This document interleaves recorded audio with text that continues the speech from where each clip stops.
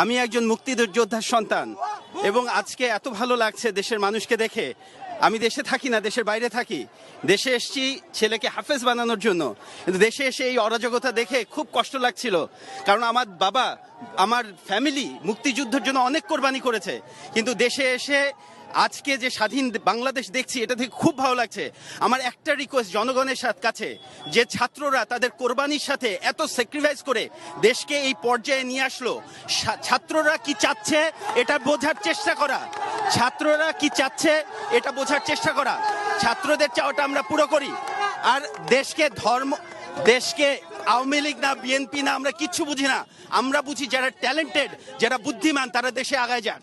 দেশ কন্ট্রোল, হ্যাঁ, দেশ জনগণের ইয়েতে দেশ চলবে এবং দেশ যাতে আবার পুরোপুরি, দেশের ট্যালেন্ট সারা ওয়ার্ল্ডে আছে। আমার রিকোয়েস্ট, সারা ওয়ার্ল্ডে যারা ট্যালেন্টেড ভাই বোনরা আছেন তারা দেশকে কিভাবে সাহায্য করতে পারেন এটা নিয়ে চিন্তা করেন। Intellectually, philosophically, psychologically, all different ways how can we help our দেশ।